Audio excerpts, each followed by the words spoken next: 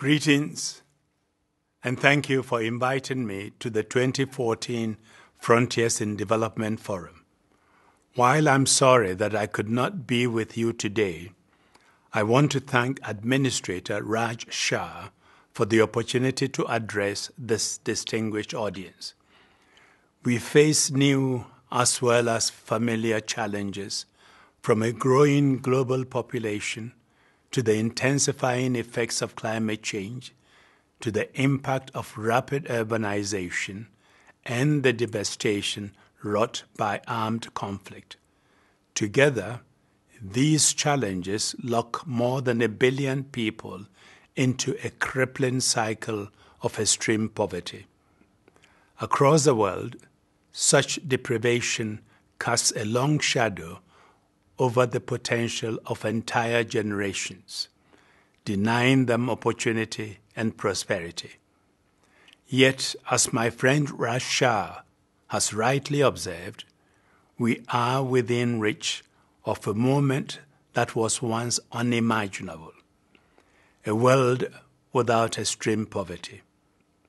For the first time, we can unleash a wave of growth and human development that empowers every family everywhere to rise above the absolute poverty line. There is perhaps no better sign of our remarkable progress than the fact that we achieved Millennium Development Goal 1 to halve the proportion of people living in extreme poverty 5 years ahead of schedule. But we cannot stop there. We must continue to create strong partnerships, including with the private sector, that unlock the potential of the bottom billion.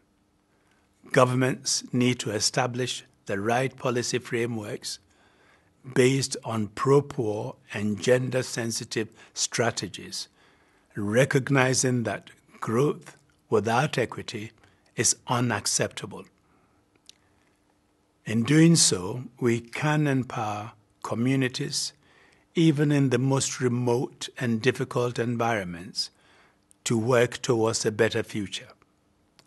From food to water security, from child nutrition to vaccines, we must continue to create new approaches to once intractable problems. To achieve our goals, we must harness science, technology, and innovation across all of our development efforts.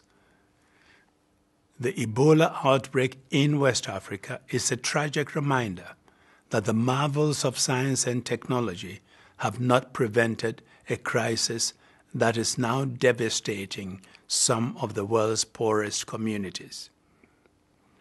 USAID has and should continue to play a leading role in advancing frontiers of economic and social development.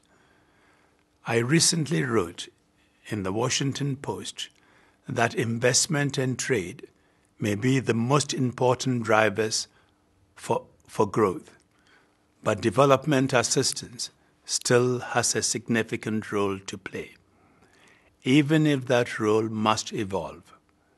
So I strongly encourage you to continue with your pioneering efforts, and I wish you well and every success in those efforts. Thank you.